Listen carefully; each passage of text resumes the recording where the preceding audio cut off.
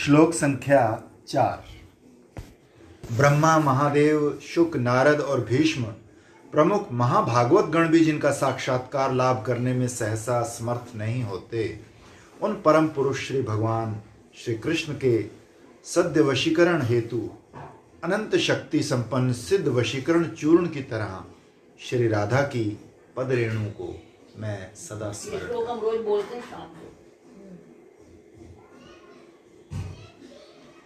टीका व्याख्या। श्रीपाद इस श्लोक में भी साधक आवेश में श्री राधा रानी की पद रेणु की महिमा कीर्तन कर रहे हैं।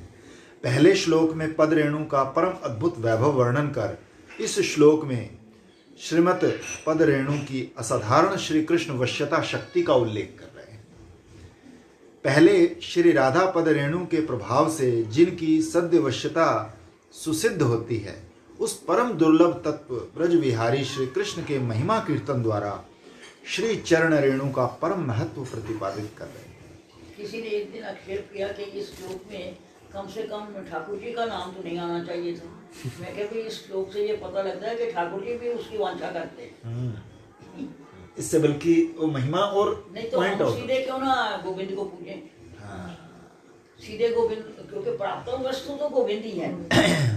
गोविंद आए कहते हो, पहले कृष्ण आए कहते हो, तो फिर प्राप्त वस्तु तो कृष्ण ही हुई। तो कृष्ण को सीधा क्यों नहीं पूजो। तो मैं उनको एग्जाम्पल दिया वो सेठ वाली कि कपड़ा दे दो, उसने नहीं दिया। वो पत्नी के पास गया तो उसने बढ़िया फारण का जो उसका पति लाया हुआ था दे दिया। तो सेठ कहता वो समझ गए, सेठानियां ही सब कुछ दे सकती है। सच। ब्रजविलासी श्री गोविंद ब्रह्मा, महादेव, शुक, नारद और भीष्म जैसे प्रमुख महाभागवत गणों को भी सहसा नयन गोचर नहीं होते। अब प्रश्न हो सकता है कि इस श्लोक में पुरुष शब्द का लक्ष्य ब्रज बिहारी श्री कृष्ण न होकर पुरुषावतार महाविष्णु आदि भी तो हो सकते हैं। उत्तर में कहा जा सकता है कि श्री राधा की पद रेणु के अमोघ स्पर्श से ब्रज प्रेम ही प्राप्त होता है और उस प्रेम से ब्रज बिहारी गोविंद ही प्राप्त होते हैं। अन्य किसी भगवत स्वरूप का उल्लेख यहाँ अप्रासंगिक है। इसको प्राप्त करने के लिए भी यही पद रेणु चाहिए। विशेषकर ब्रह्म संहिता में श्रेय कांता कांतः परम पुरुष इत्यादि श्लोकों में परम पुरुष शब्द से ब्रज विलासी श्री कृष्ण का ही बोध कराया गया है। अर्थात श्री सारी मतलब पूरा उसका अध्ययन किया जो हमारी गोड़ियों की है। गर्ग संहिता, गर्ग संहिता, ब्रह्म संहिता, गर्ग संहिता, गर्ग संहिता ग्रंथ है। अच्छा, गर्ग संहिता। अच्छा, ठीक है। श्री राधा आदि कांताओं के साथ विहार परायण श्री कृष्ण ही परम पुरुष है।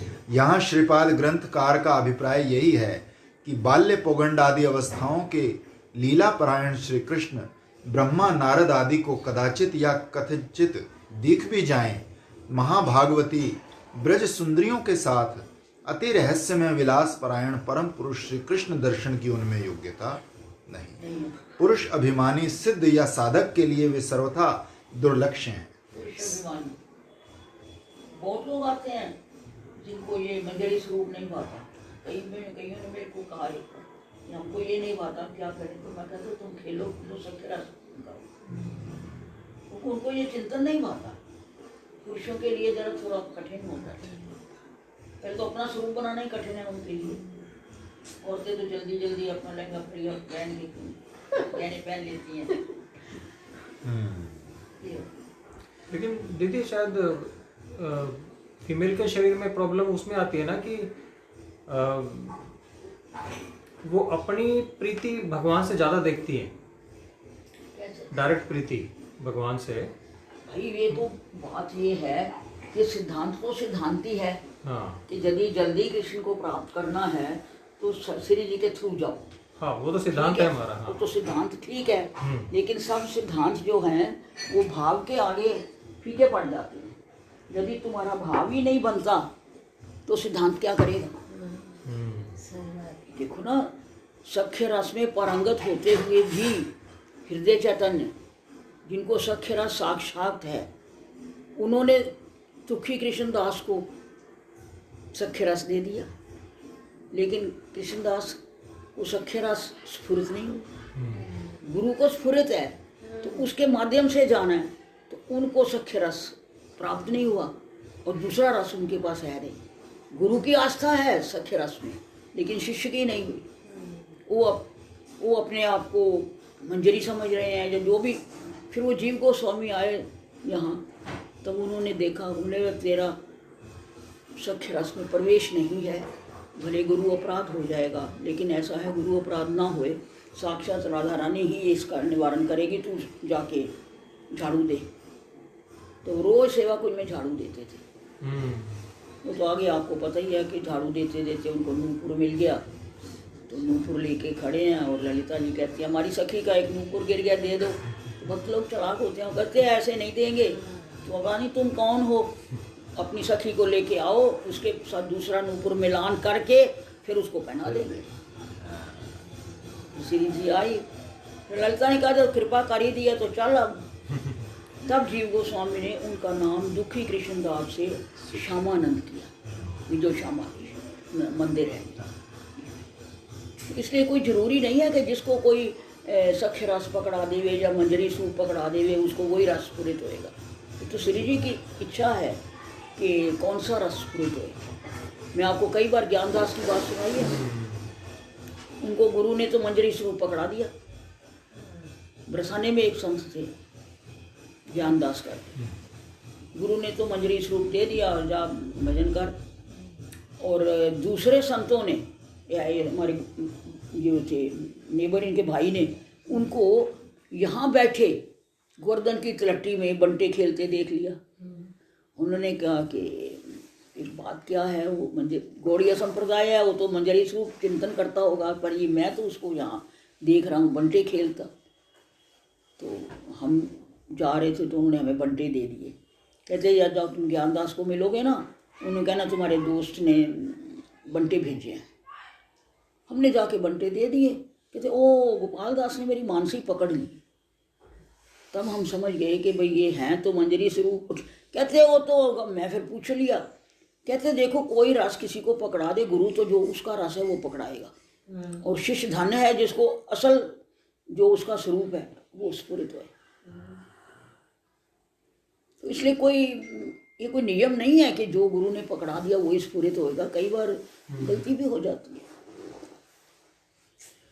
सबे एक सखी गणेर यह अधिकार, सखी बिना ऐ लीलाए अन्यर नहीं गति। विशेषकर ब्रज की उपासना विशुद्ध माधुर्य की ही उपासना है। ऐश्वर्य भाव से माधुर्य के देवता ब्रज के ठाकुर के दर्शन प्राप्त करना संभव नहीं। ऐश्वर्य ज्ञाने नाही पाए ब्रजे ब्रजेंद्र नंदन, राग भक्ति ब्रजे स्वयं भगवान पाए, विधि भक्ति पार्षद देहे वैकुंठे जाए। अतः ऐश्वर्य भाव के उपासक ब्रह्मा महादेव वैकुंठ में जाएंगे। मंत्रमयी उपासना भी तो लोग करते ही है ना। बहुत सारे लोग खास करके निबाग संप्रदाय के तो मंत्रमयी उपासना करते हैं, तो उनको वैकुंठ मिल जाएगा। ऐश्वर्य भाव में राधा कृष्ण की पूजा करना, कोई भी भाव होता हो, फिर निबाग संप्रदाय में गोपाल मंत्र की बड़ी मानता है, तो ये तो मंत्रमयी उपासना हो गई ना, स्वारिश की तो न रही ना, क्योंकि एक ही जगह पर बैठ के वो कर रहे हैं। मतलब वो फूल तुलसी वगैरह चढ़ाते रहते हैं, पूजा करते रहते हैं, वैसा हो। आपने बताया तो था वही ऐश्वर्य में है, तो जैसे ऐश्वर्य हो गया ना, वैकुंठ जाएंगे। उनमें भी जो उपासक हैं जो ये केलीमाल की तरह करते हैं, तो उनको वही मिलेगा। तो जिस भाव से जिसको पूजोगे वही मिलेगा ना। अतः ऐश्वर्य, ब्रज की उपासना बता रहे हैं कि ब्रज में ऐश्वर्य नहीं काम करता।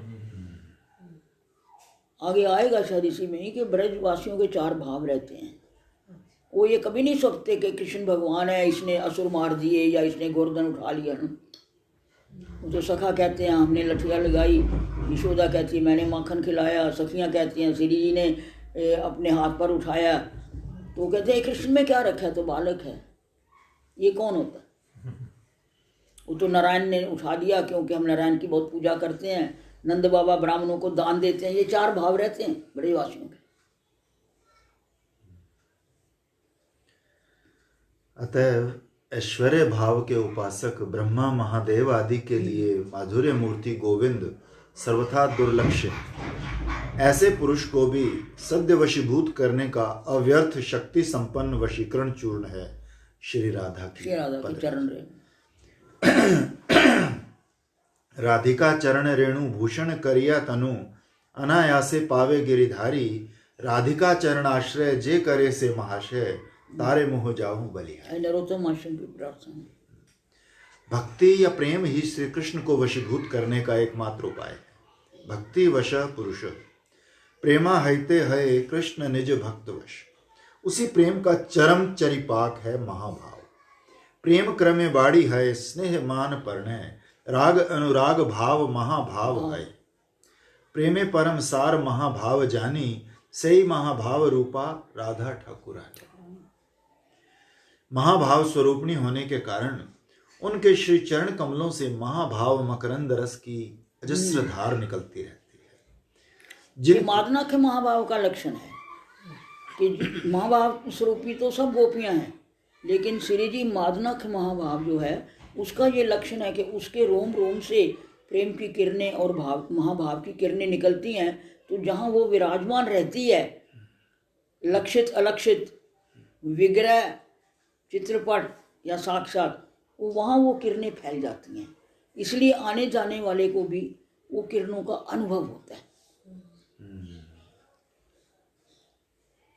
जिनके श्री चरण कमलों से सांद्रानंद घन अनुराग लहरी अर्थात महाभाव प्रवाहित होता है, उन्हीं वृषभानुनंदिनी के चरणों की मैं सदा वंदना करता हूँ। अतः उनकी प्रत्येक पद रेणु के महाभाव रस में भावित होने के कारण श्री चरण रेणु की श्री कृष्ण को वश में करने की अमोघ शक्ति स्वतः सिद्ध है। इस सिद्धांत के पीछे एक प्रबल शास्त्र युक्ति भी है। भक्त पदरज की सेवा के बिना अन्य किसी भी उपाय से भक्ति नहीं हो सकती। ये श्रीमद् भागवत आदि शास्त्रों का अविसंवादित सिद्धांत है। श्री प्रहलाद बोले, अभी हम जड़ भरत की बात कर रहे थे, उन्होंने यही कहा ना कि ये योग तप तपस्या मंत्र जाप, इससे ये भक्ति नहीं मिलती जब तक महापुरुषों की पद रेणु में स्नान न किया जाए। प्रहलाद जी बोले, निष्किंचन महाभागवत जनों की चरण रेणु से अभिषिक्त हुए बिना श्री भगवान के चरणों में अनर्थोपशमकारी मति उत्पन्न नहीं होती। एकमात्र महत की श्री चरण रज सेवा के बिना अन्य बहु आयास साध्य साधनों से भी भगवत तत्व ज्ञान या भगवत उन्मुखता का उदय नहीं। महत पुरुष चरणाभिषेकम, ये भरत ने उपदेश दिया ना। ये बात श्रीमद् भागवत में महाराजा रघुगण के प्रति श्री भरत के उपदेश से भी स्पष्ट है कि हे महाराज रघुगण, महतों की चरण रज से अभिषिक्त हुए बिना तपस्या, वैदिक कर्म, अन्न आदि दान, ग्रह आदि निर्माण से परोपकार, वेदाभ्यास, जल अग्नि सूर्योपासना आदि किसी भी साधना से ये भगवत तत्व ज्ञान प्राप्त नहीं किया जा सकता। और महतों के तारतम्य के अनुसार उन लोगों की श्री चरण रेणु की कृष्ण वश्यता भक्ति शक्ति का भी तारतम्य होता है। श्रीमद् जीव गोस्वामी पाद ने अपने भक्ति संदर्भ में लिखा है कि जिसका जितना बड़ा प्रेम वो उतना ही बड़ा महत। महत का तारतम्य निर्णय करने में यही मुख्य लक्षण है। श्री उज्ज्वल नीलमणि के नायिका प्रकरण के श्लोक संख्या 6 की आनंद चंद्रिका व्याख्या में लिखा है कि प्रेम अनेक प्रकार के होने पर भी संख्या में 4 है।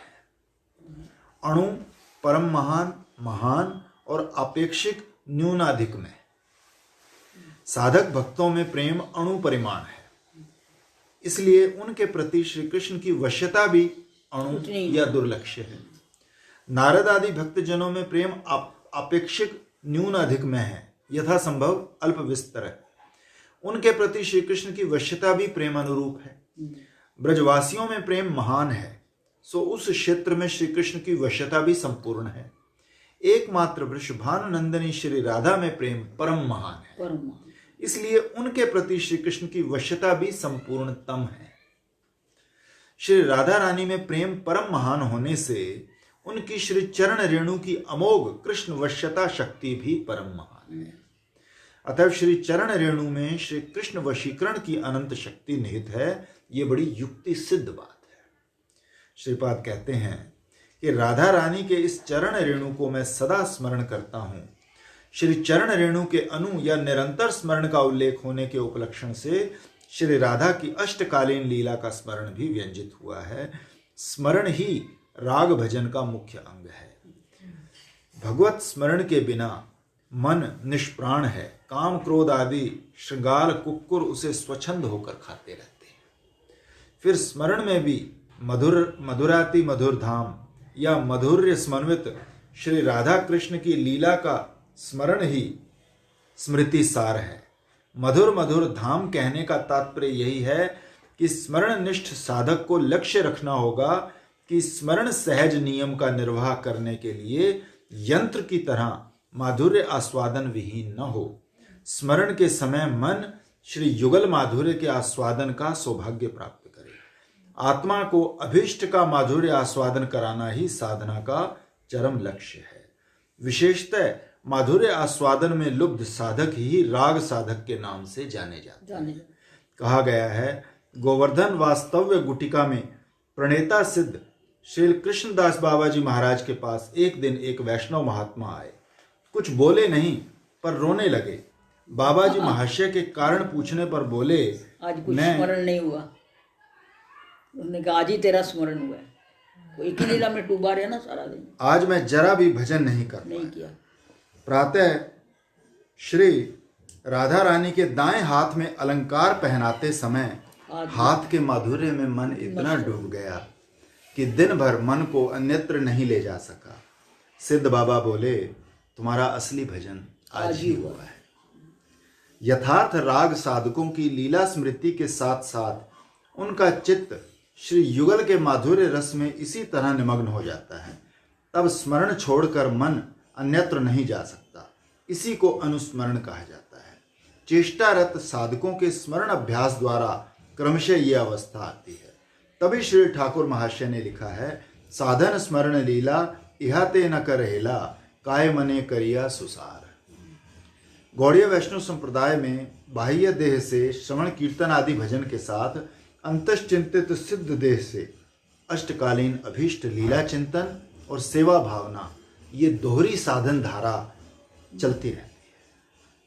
श्री गुरु बाह्य अंतर इहार द्वैत साधन, बाह्य साधक देह करे श्रवण कीर्तन, मने निज सिद्ध देह करिया भावन, रात्रि दिन चिंते ब्रजे कृष्णेर सेवन।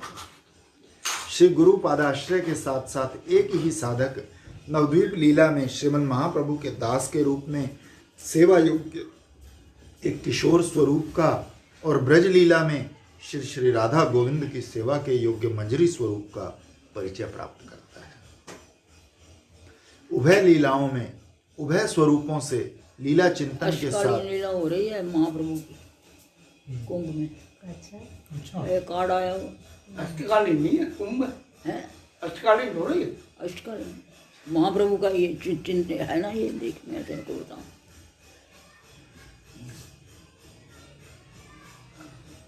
ये देखो लिखा हुआ है, स्वामी मुकरेश्वर शर्मा मंडली।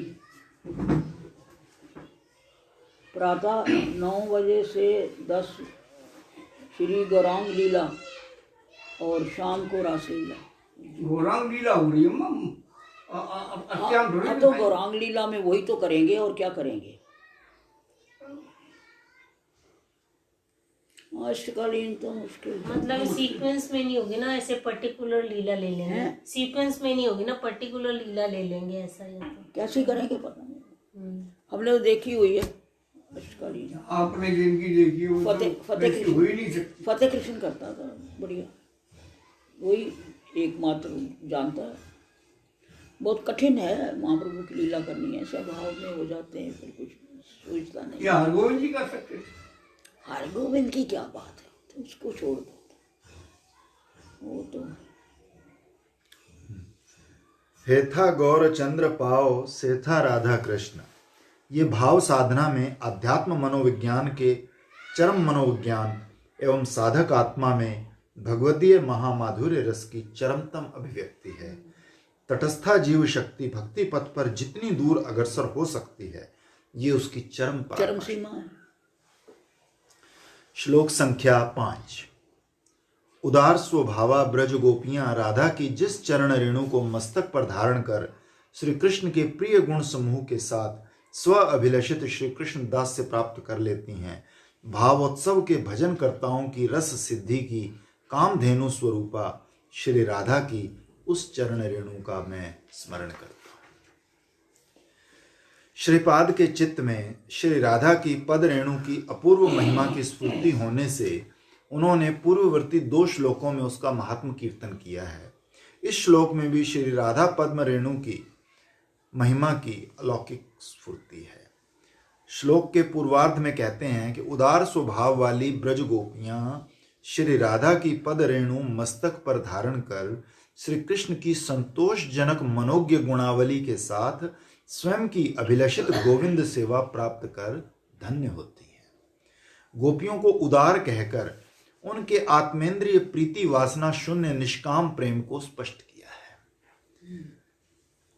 आत्मेंद्रिय सुख वांछा नाही गोपिकार, कृष्ण सुख दिते करे संगम विहार। कृष्ण लागी और सब करी परित्याग, कृष्ण सुख हेतु करे शुद्ध अनुराग। एक बार बड़ा सेमिनार हुआ था ना, उसका यही निष्कर्ष निकला था जगन्नाथपुरी में। वैष्णव कौन? किसी ने कहा जो एक बार कृष्ण करे वो वैष्णव, किसी ने कहा जो सतत कृष्ण नाम करे सो। आखिर एक लाइन का निष्कर्ष निकला कि जिसकी सब क्रियाएं जो हैं वो कृष्ण को सुख देने के लिए हैं, वो वैष्णव।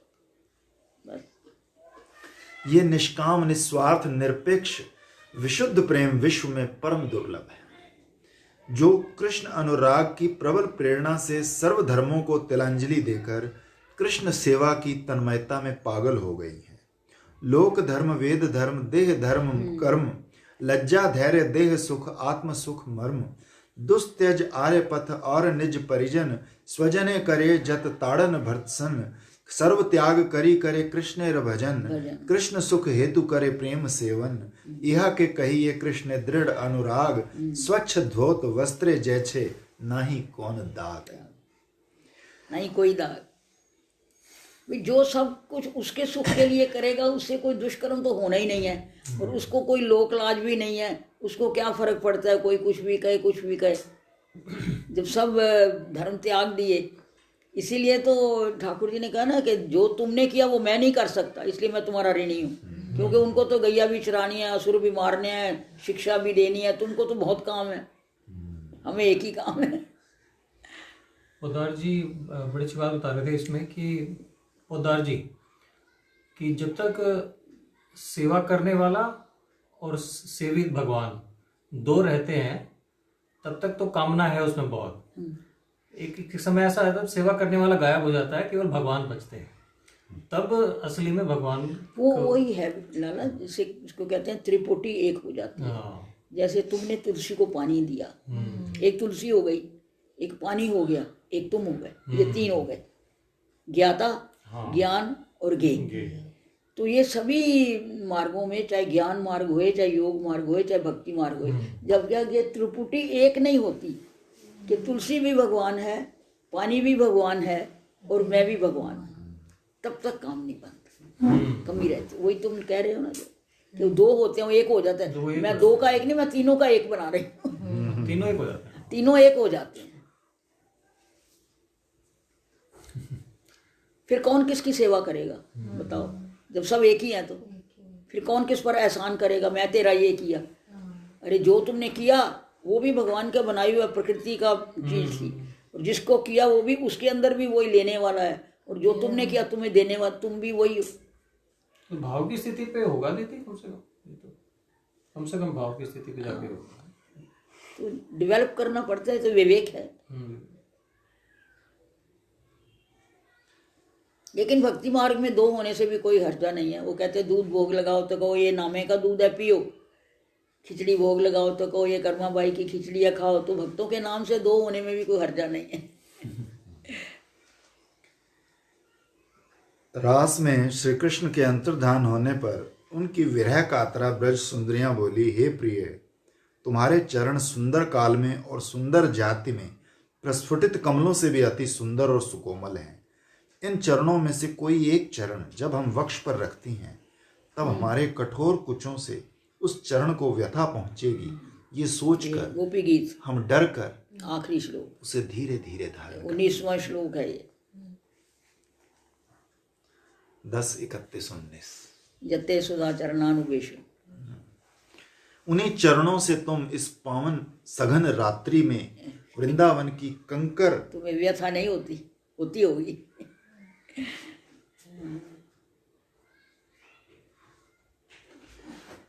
कंकर कंटकाच्छन कठोर भूमि पर विचरण कर रहे हो, ये सोचकर हमारी बुद्धि जो तुम्हें छोड़कर और कुछ नहीं जानती अत्यंत भ्रांत हो रही है। यहाँ ध्यान देने की बात यह है कि प्रिया प्रिय को वक्ष पर धारण कर सुख से आत्महारा हो जाती है। ये प्रेम की स्वाभाविक रीति है। पर ब्रज देवियाँ अपने प्राण कोटि प्रीतम श्री कृष्ण के चरण वक्ष से लगाकर भी सुख से आत्महारा ना होकर श्री कृष्ण सुख की ओर लक्ष्य रखकर सुख की प्रतियोगी जो भीति है उस भीति में ही विहल होकर चरणों को धीरे धीरे रखती है। इससे रसिक जन वेद्य निज सुख कामना का अत्यंत अभाव दिखाया गया है। प्रेम के राज्य में इस प्रकार की उक्ति ब्रज देवियों को छोड़कर और कहीं नहीं मिलती। लेकिन ये नहीं है कि उनको सुख नहीं होता, वो सुख चाहती नहीं है, लेकिन उनको कोटि गुना सुख होता है। चैतन्य चरितामृत में है ना कि यद्यपि वो सुख चाहती नहीं है लेकिन गोपियों को कोटि गुना सुख होता है। आत्मेंद्रिय सुख वासना कृष्ण सुख के द्वार पर किस तरह उत्सर्ग की जाती है, ये जैसा ब्रज देवियां जानती हैं वैसा और कोई नहीं जानता। अपने स्वयं के अंग मार्जन आदि में उनकी जो देह प्रीति दिखाई देती है वो भी श्री कृष्ण सुख में परिवर्तित होती है।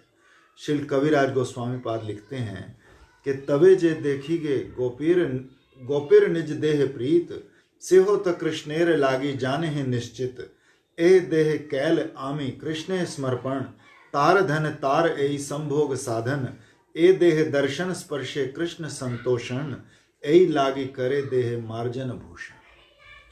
प्रश्न उठ सकता है, इसीलिए तो जब श्रृंगार कर लेती हैं सीखियाँ शीशा दिखाती हैं तो श्री जी कहते हैं फाड़ दो इनको, क्या सुख है इसका, उसने तो देखा ही नहीं है। तो फिर इतने में वीरा व्यथा करने के लिए प्रातः लीला में सखियाँ आ जाती हैं। प्रश्न उठ सकता है कि गोपियों में यदि स्व सुख वांछा ना हो तो उन्हें सुख लाभ नहीं होगा, और यदि कोटि गुना सुख होगा उनको। और यदि सुख लाभ नहीं होता तो गोपी प्रेम की अपुरुषार्थता ही प्रकट होती है।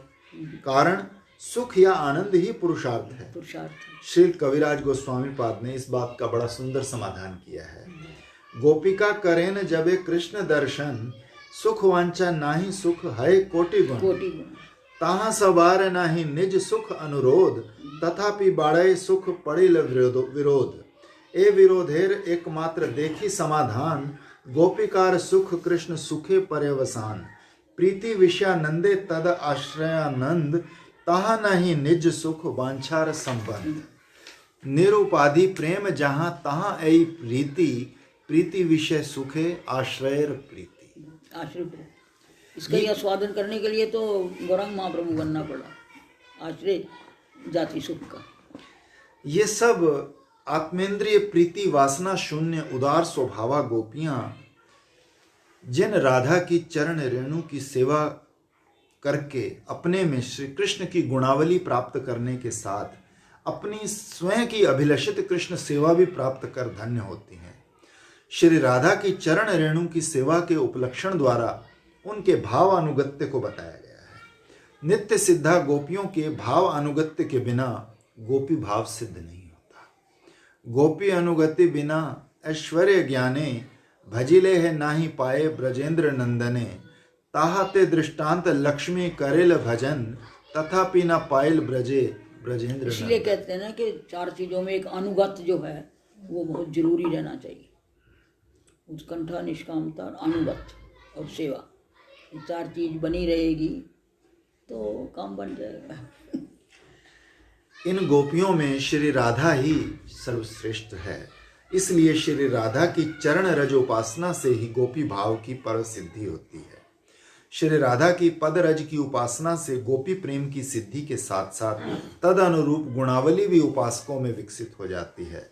यद्यपि श्री कृष्ण सेवा के लिए प्रेम की ही अपेक्षा है, गुण की कोई अपेक्षा नहीं, तथापि भाव अनुरूप सेवा योग्य गुण समूह स्वयं ही भक्तों का आश्रय ले लेते हैं।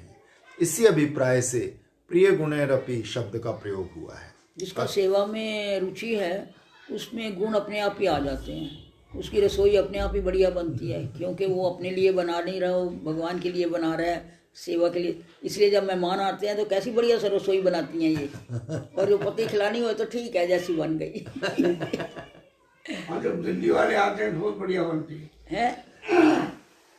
5 आइटम और बन जाती है। देख लो दीदी, कह रहे दिल्ली वाले आते तो बढ़िया बन जाती है। और प्रभु जी के लिए वही बस एक दाल रोटी और ऐसे नहीं मैंने मोटा कर दिया, 20 किलो वजन बढ़ाया मैंने। ये अपने आप में प्रमाण है। है ना दीदी? वैसे भी देखो, किसी दूसरे के लिए बनानी हो तो इंसान ज़्यादा ख्याल रखते ही है ना, ये ऐसा ना हो जाए, वैसा ना हो जाए। 4 जनों को जाकर बताएगा, 4 जने को जाके बताएगा, वो बदनामी होएगी कि अच्छी रसोई नहीं हुई तो फिर अगर भगवान ही अतिथि होके समझ ले हम कि भगवान ही हमारी रसोई खा रहे हैं तो वो कितनी बढ़िया बनेगी। बढ़िया बनती है। इसीलिए वहां पर रोज ही अच्छी बनती है।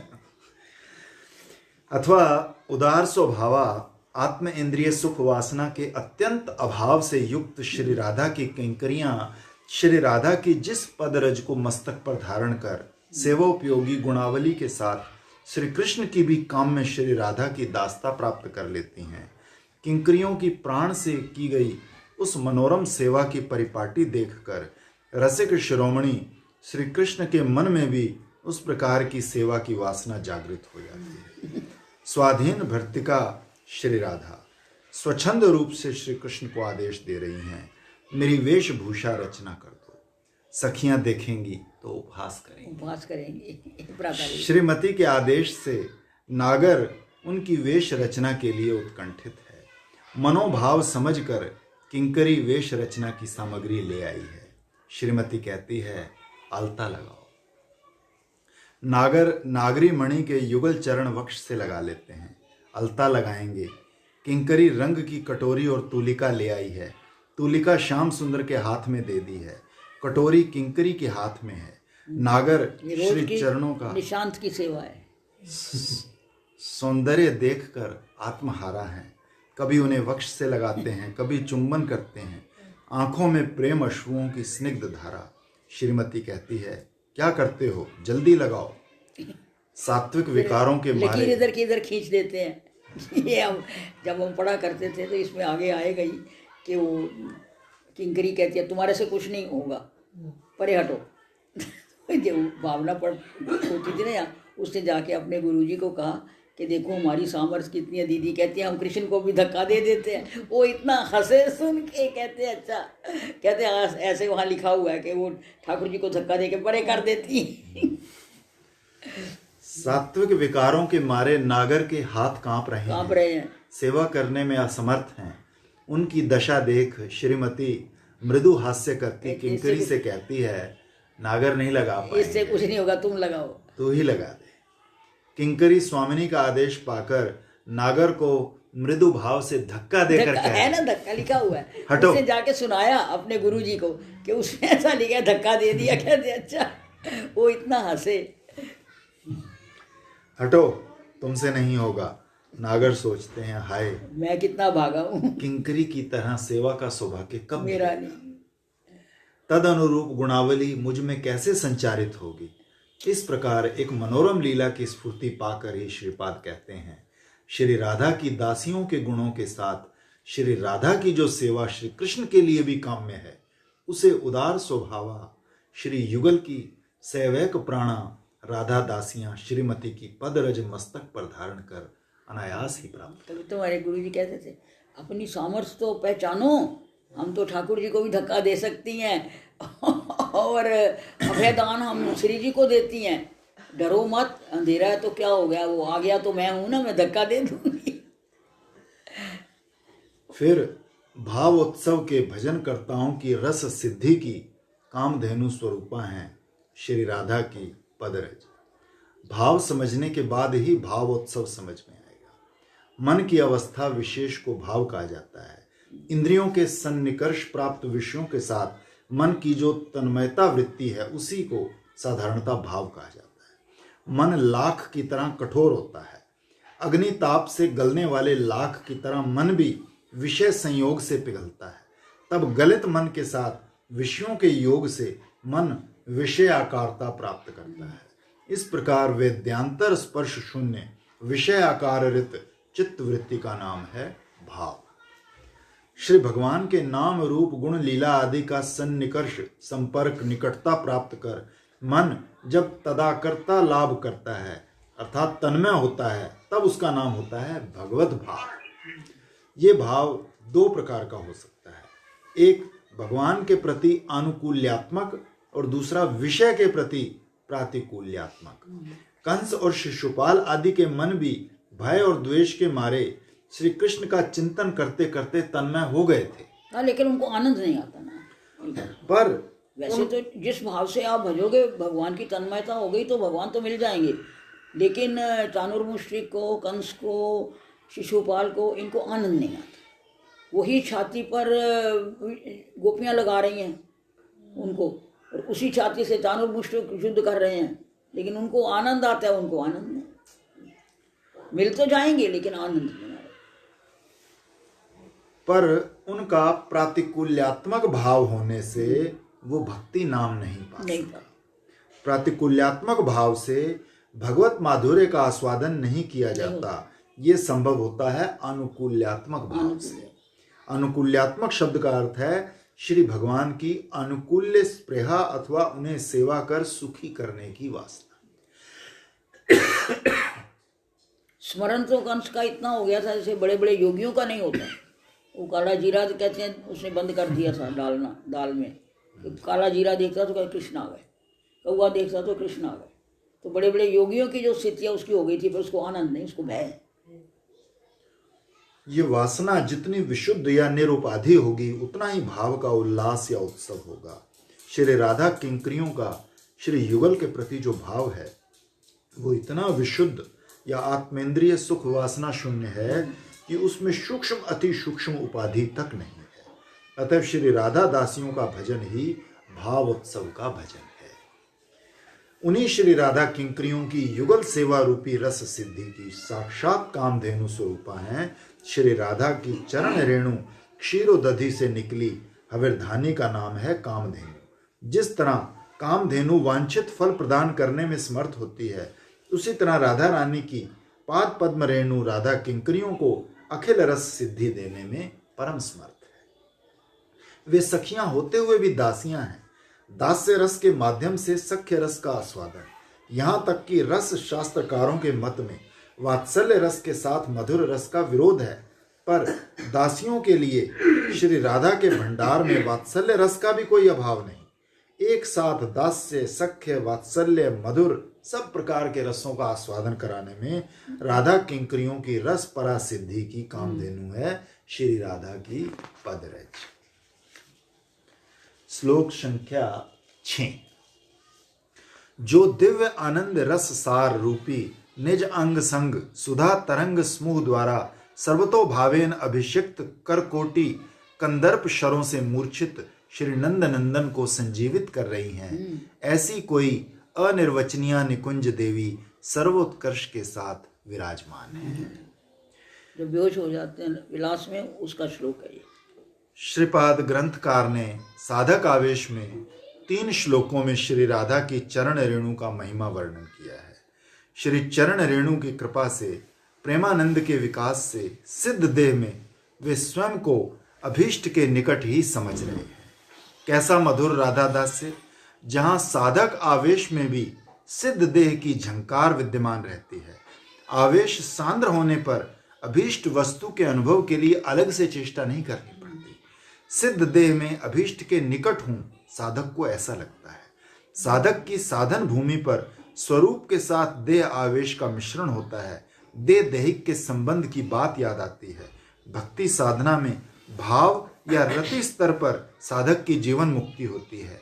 श्रीपाद विश्वनाथ चक्रवर्ती माधुर्य कादम्बिनी ग्रंथ में सप्तम वृष्टि में भाव भक्ति दशा में साधक के चित्त की अवस्था का वर्णन करते हुए लिखते हैं, भाव भक्ति स्तर पर साधक की अहंता, मैं और अपनेपन का अभिमान सेवोपयोगी सिद्ध देह में प्रवेश कर साधक देह को प्रायः त्याग करके ही रहा करती है, और ममता ममत्व का अभिमान अभीष्ट के चरणारविंद का मकरंद पान करने के लिए उत्सुक होती है।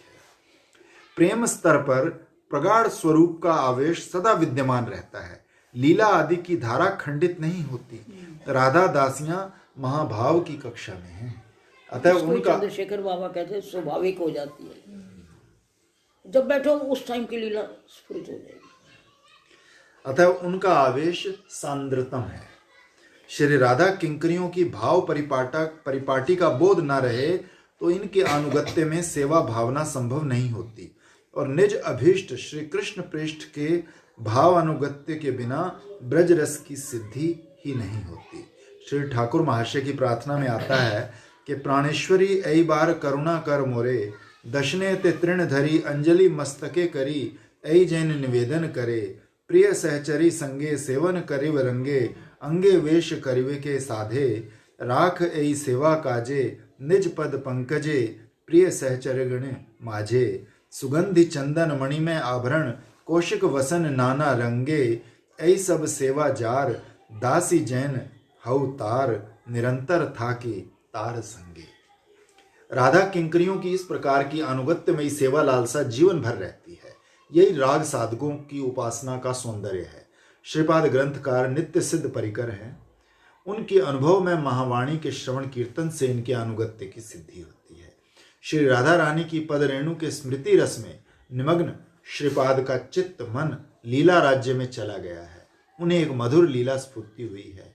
वासंती पूर्णिमा की रात है। आकाश में उदयमान चंद्र को देख श्री कृष्ण को राधा वदन की याद आई। उन्होंने बड़े ही गुप्त रूप से वृंदावन आकर ब्रज सुंदरियों का चित्त आकर्षक मोहन वंशी नाद किया। वंशी नाद के विपुल आकर्षण से श्री राधा आदि ब्रज सुंदरियां वंशीधारी के निकट आ एकत्र हुई। यमुना के परिसर तट पर रास क्रीड़ा की तैयारी है। श्री हरि किसी को आलिंगन कर रहे हैं, किसी का चुंबन कर रहे हैं, किसी के साथ विहार कर रहे हैं। ऐसा विहार देखकर श्रीमती के मदीयता में प्रेम में मान का उदय हुआ। बसंती रास में श्री जी लोप हो जाती है ना। वैसे ये जमुना पुलिन की यहाँ की लीला नहीं, चंद्र सरोवर की लीला है। श्याम सुंदर श्री राधा के ये आएगा ना बसंत के 2 महीने, ये वहाँ रहते हैं चंद्र सरोवर के पास। वहाँ पर ये सूरदास की गौशाला भी है। ये कुछ तो बसंती रास वहाँ की लीला है। बसंती रास में बसंती रास वहाँ की। तो दीदी ये फिर ये गोवर्धन से इधर जाओ तो हाँ, तो फिर क्या इधर नाम है उस गांव का? चंद्र सरोवर के पास जो गांव है जहाँ गौशाला भी है सूरदास की, रास्ते में आता है। पाछावाड़ी के वहाँ पे अष्ट गाँव की वो भी है मूर्तियाँ। सौंख नहीं, सौंख ना ये चंद्र सरोवर के पास एक गांव है जहाँ गौशाला भी है। ये सूरदास जी की तरफ हुआ है समाधि। हाँ पारसौली पाछावाड़ी के कुछ ऐसा। पारसौली श्याम सुंदर फिर वहीं पे ही 2 महीने रास होती है, कहानी होती है। वही टेंट लगता है वहीं। शायद श्री जी कहीं और होती है ना उस समय, श्री जी कहीं और होती हैं। वहाँ टेंट लगते हैं बरसाने के भी और इनके। हाँ, नैमित्तिक लीला में है। नैमित्तिक लीला में पढ़ लेना। हाँ है, याद आ गया। बसंती रास मेरे इसी याद रहता है कि हमें गुरुजी ने वहीं जाके बसंती रास पढ़ाई थी। गोवर्धन तो गए ही हुए थे। एक बार लड़ झगड़ के यहाँ से कहते चल उर्मिला गोवर्धन चले। मैं कहा चलो। मुझे कहते मधुकरी मांग के ले आ, पालेंगे। फिर उनके तो खैर शिष्य थे वहाँ जिनकी धर्मशाला थी, मधुकरी तो नहीं मांगनी पड़ी। तो फिर चंद्र सरोवर लेके गए थे, वहीं पर हुई थी, होती है ये बसंती रास। नहीं, जब ब्रज लीला में राधा रानी फिर कोई ऐसे टेंटों में ही तो रहते हैं ना ब्रजवासी सारे। हाँ, तो वो वृषभानु के टेंट में रहती है ना। हाँ, उधर आ जाती हैं वो। हाँ, दिवाली के टाइम भी वांसी गंगा पर जब लगते हैं उनके टेंट, हाँ। उन दिनों में रास भी वहीं होती है। बाकी लीलाएं तो राधा कुंड में ही जाके होती हैं। दिन वाली जगह वहीं होती है। दिन वाली, रात वाली वहाँ होती है। रात वाली चंद्रसरोवर के पास पारसौली गांव है वो, पारसौली, पाठवाड़ी, पारसौली। वहाँ पारसोली, ठीक। मैंने कहा कुछ ऐसा ही नाम नहीं, भूल गया था। पारासोली ग्राम।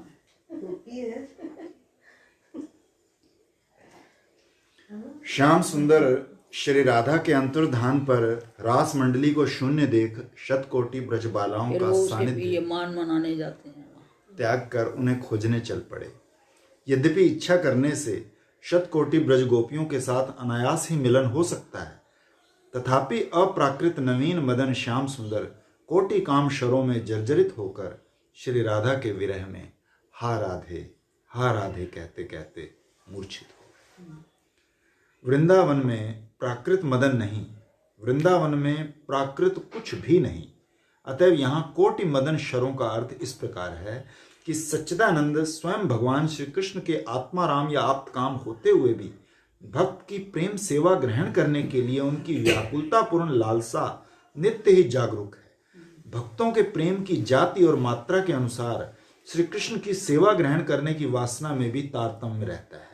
मधुर रस नायिका तो जब ज्यादा सेवा करनी पड़े तो समझ लो कि प्रेम बढ़ रहा है। क्या कह रहे हैं? प्रेम सेवा ग्रहण करने के लिए चाहे वो सास की होए, चाहे माँ की होए, चाहे अतिथि की होए, सब में भी तो भगवान है। सेवा करने के लिए वो सेवा देते हैं क्योंकि प्रेम बढ़ रहा है, परीक्षा लेने के लिए नहीं, प्रेम बढ़ाने के लिए। जब भी जो दूध परीक्षा तो वो किसी की लेते ही नहीं है। हाँ, कोई लायक हो तो परीक्षा लेना। नहीं लेते ही नहीं। प्रहलाद जी ने ठीक कहा कि वो किसी की परीक्षा नहीं लेते और वो परीक्षा में किसी को फेल भी नहीं करते। ये लिखा हुआ है, पढ़ा था ना पुस्तक, कल ही परसों पढ़ा था कि वो किसी को फेल नहीं करते, इसलिए वो परीक्षा लेते ही नहीं बेचारे।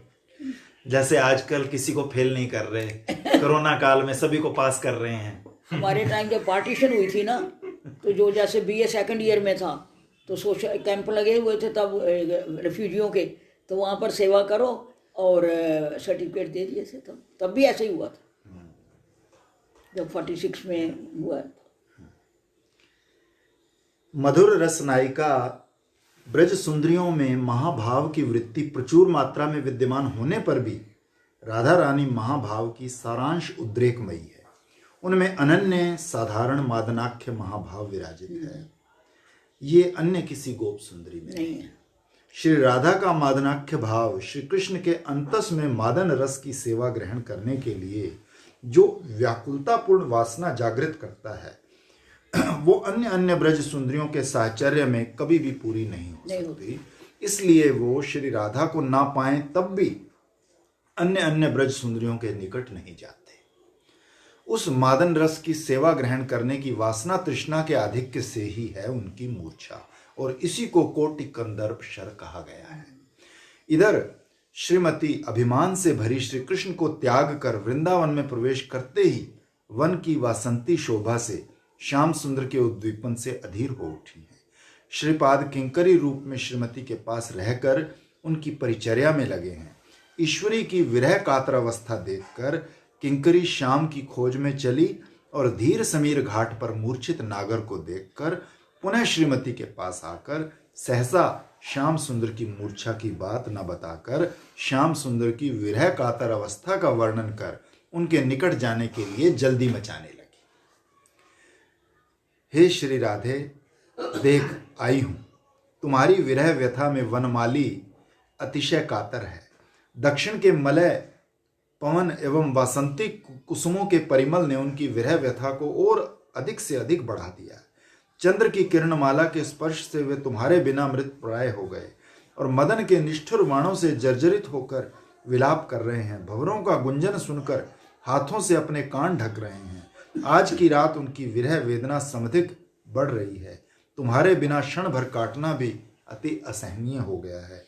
सुख का लीला से दिखाते हैं ना, जब ये रासलीला वाले, तो सखी उधर जाती है तो कहते हैं कि वो तुम उठ के चलो कि मैं तो जाने लायक नहीं हूँ। फिर उधर जाती है तो कहती है मैं भी जाने लायक नहीं हूँ। और ऐसे थोड़ी देर बाद वो सखी कभी बेचारी इधर कभी उधर जाती है तो देखते हैं तो दोनों मिल जाते हैं अपने आप ही। बहुत बढ़िया लीला होती है वो। इस प्रकार श्याम सुंदर की विरह ज्वाला शांत करने के लिए किंकरी ने श्रीमती को प्रबल प्रेरणा और उत्साह प्रदान किया। उत्कंठिता श्रीमती प्राणनाथ की विरह कातर अवस्था की बात सुनकर किंकरी के साथ धीर समीर आई। वहां उन्होंने अनंग बाणों से मूर्छित नायक को देखा। श्रीमती प्रीतम की दशा देखकर अति कातर हो दिव्य प्रमोद रस सार निजांग संग पीयूष विचीन चैर अभिषेच्यंती, अर्थात जो 5 बाण बड़े फटाफट छुप जाते हैं, है ना। उच्चाटन, सम्मोहन, स्तंभन, आनंद, शोषण, तापन, 5। प्रेम को आनंद चिन्मय रस कहा गया है। उस प्रेम रस का भी सार है जिनका श्री अंग संग। प्रेमेर परम सार महाभाव जानी, सही महाभाव रूपा राधा ठाकुरानी। महाभाव रूपा श्रीमती कल्लोलित मादन रस सिंधु की तरंगावली द्वारा मूर्छित नायक को हर प्रकार से अभिषिक्त कर रही है। बाहुर मृणाल पाश में आबद्ध कर वदन चुंबनों से अधरामृत सिंचन करने लगी। जैसे कोई वीर पुरुष शत्रु के बाणों से जर्जरित होकर मूर्छित हो जाता है तो संजीवनी महौषध युक्त शीतल जल के निषेचन से उसकी मूर्छा दूर की जाती है और होश में आने पर वो वीर पुरुष पुनः शक्ति प्राप्त कर युद्ध के लिए तैयार हो जाता है। उसी प्रकार मूर्छित नागर राज प्रियतमा के अंग सौरभ, स्पर्श अमृत एवं अधर अमृत के प्रभाव से पुनः प्रकृतिस्थ और प्रेम प्रफुल्लित हो गए। श्रीमती के रूप रस आदि पंच विषयों के संस्पर्श से मूर्छित नायक की पंच इंद्रियों की सद्म उत्फलता देखकर सुधा तरंग समूह द्वारा अभिषेक की ये बात कही गई है। महाजन भी गाते हैं कि संगनी सहचरी दुरही परिहरी, राई एकाकिनी कुंजे, वल्लभ मूर्छित हेरी जिया ओत, रूप सुधारस पुंजे।